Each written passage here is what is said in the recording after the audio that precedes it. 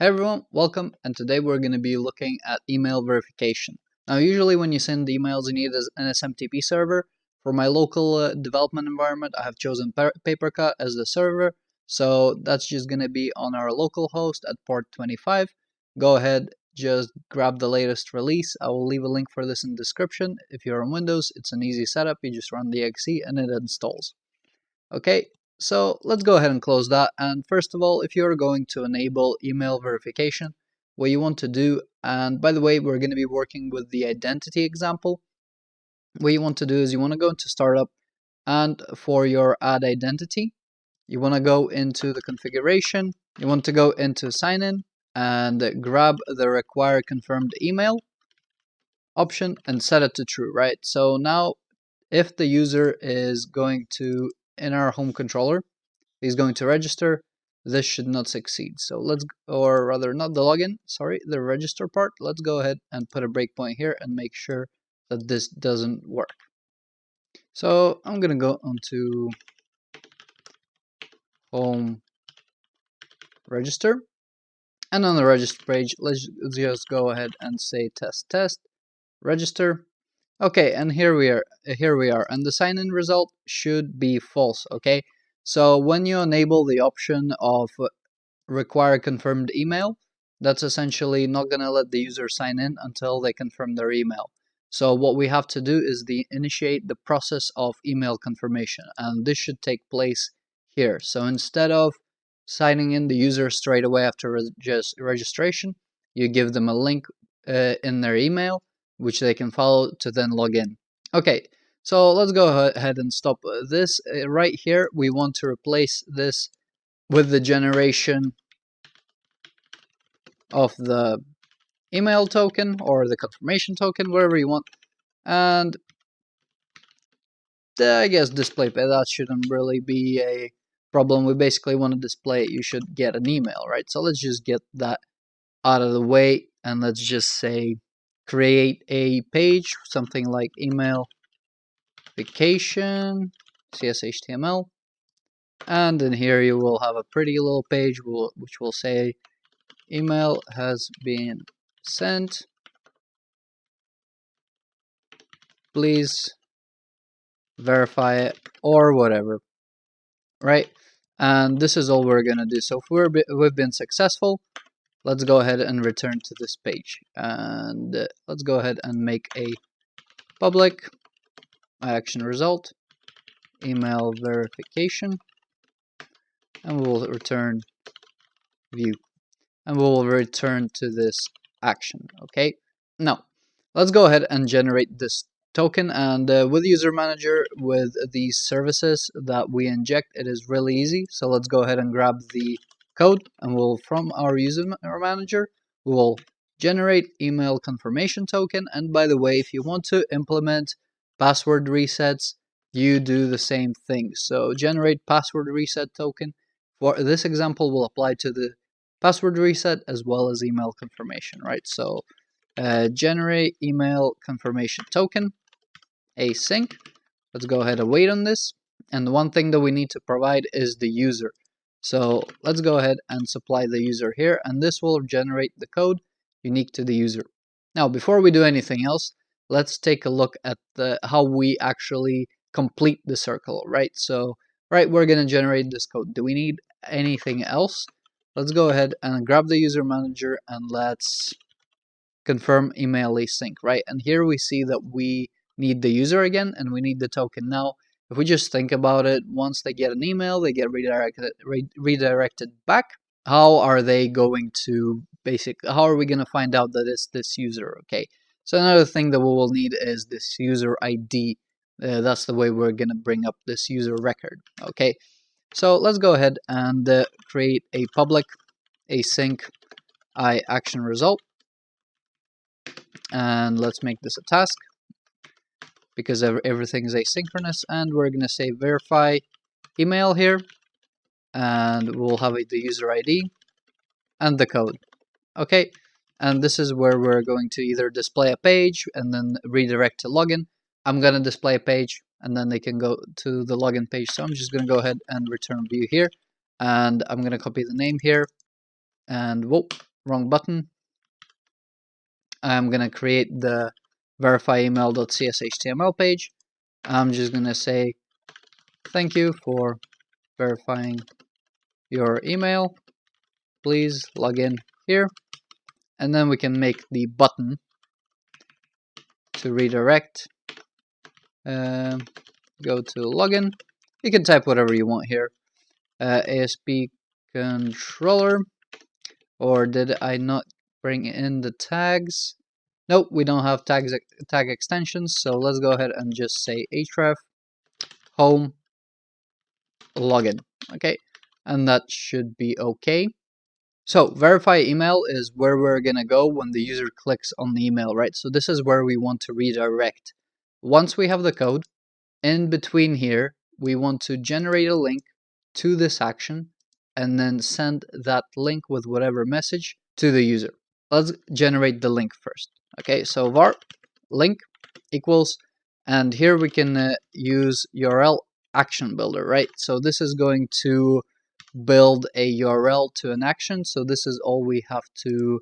So we only have to specify some parameters here, and you can see there's a bunch of them here.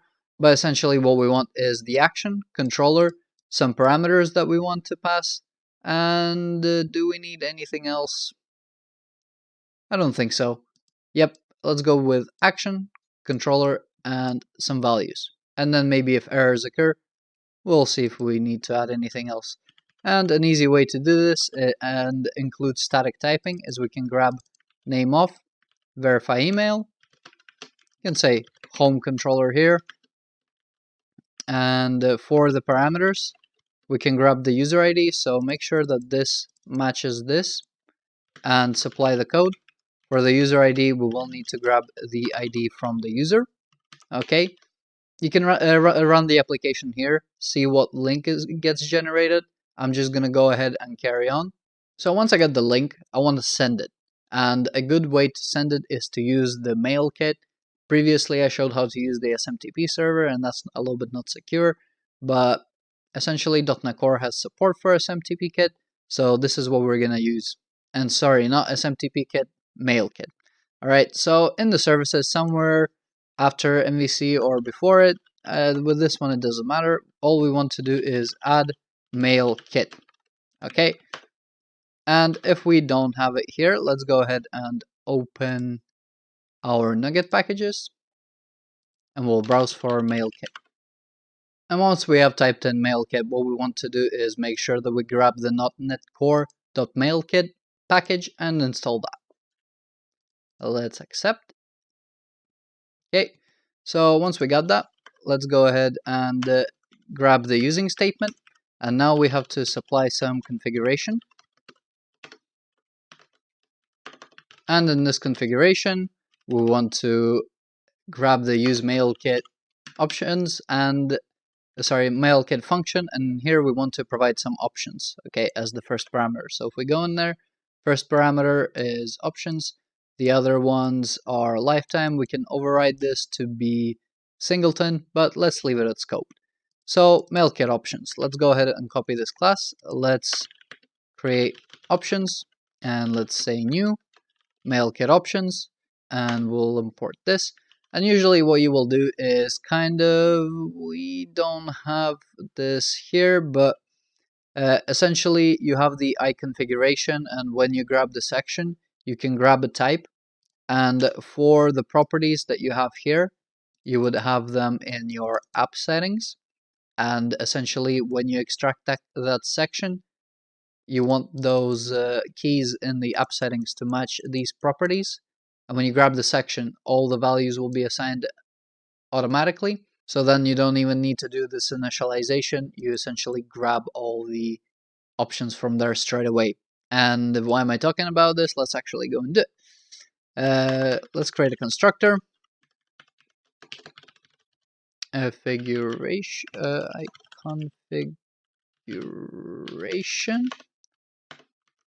say config. There we go. So we have our config here. Let's go ahead and do we want var mail MailKit options equals config get section, or we can say email, and then we would just want to specify get with the type that we want to cast it to.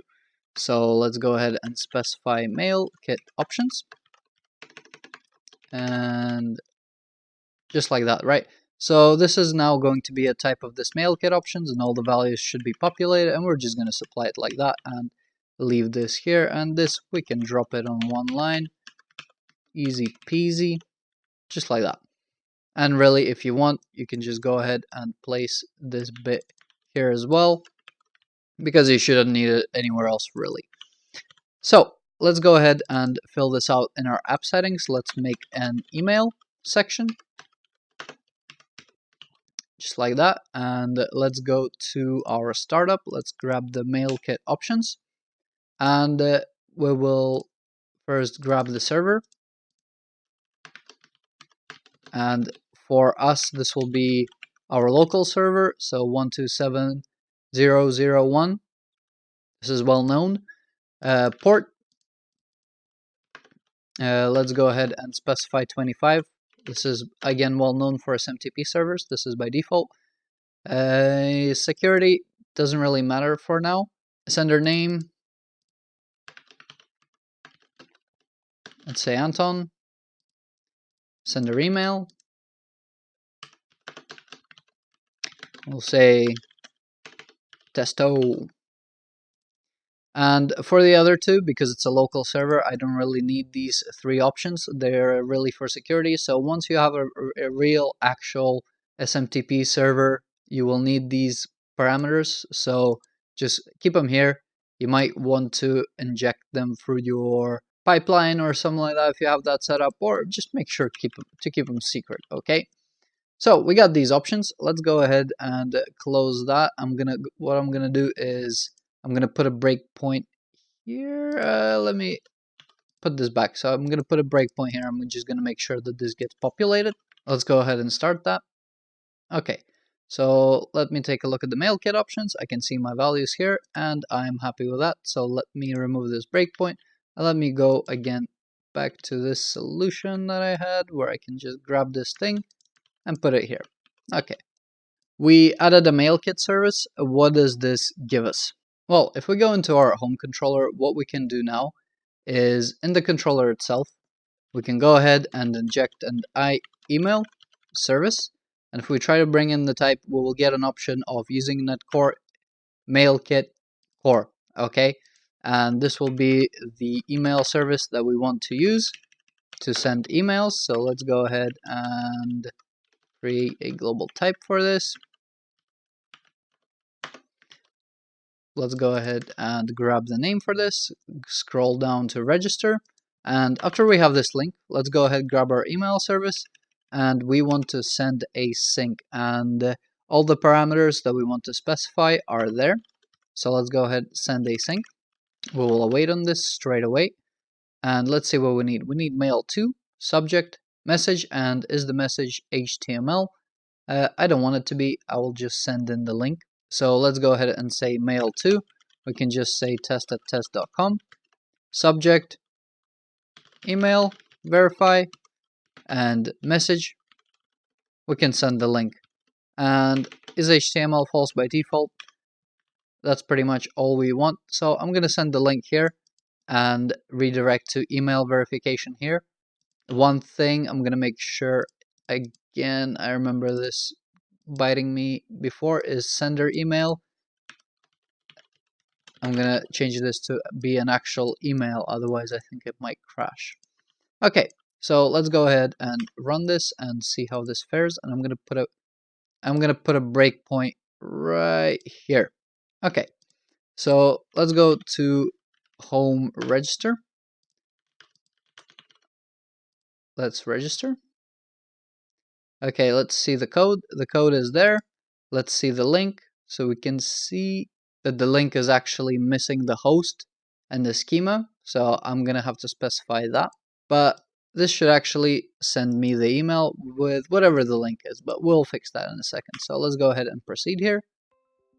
And here you see I get a notification if this is because I installed PaperCut, and here's the email verify with whatever link. This is obviously not the full link, so let me go ahead and close this, and we'll fix this link right now. So looking into the action, let's go ahead and see where we can specify the host. It looks like if we want to specify the host, we should also specify the protocol, and the protocol just means HTTP or HTTPS.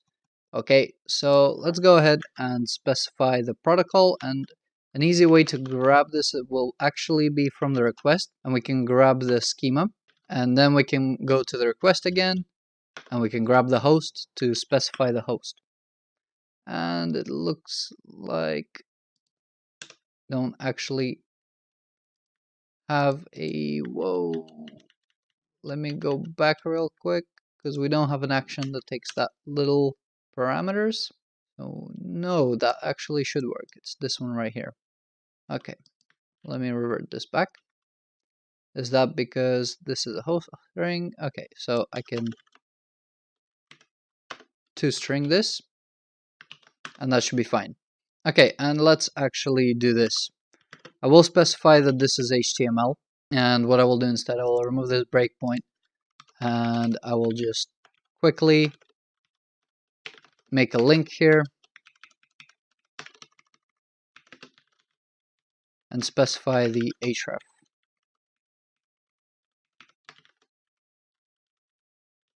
Okay, and I'll put the link inside here. Okay, so we now get a nice little link, and we'll say verify email. Okay, so now what I want to do is I actually want to put a breakpoint here because this is where we're going to verify our email. And what I'm going to do here is, again, I'm going to grab the user manager, and I will say confirm email async. And as you remember, we'll need to grab the user. So let's go ahead and grab the user manager. I'll say find by ID. I'll specify user ID. And we will need to await on this. Let's provide the user. And if we remember, the code goes first. And we'll need to await on this. And there's probably going to be some kind of a result. Okay. And usually you want to check if user is null, return bad request or whatever.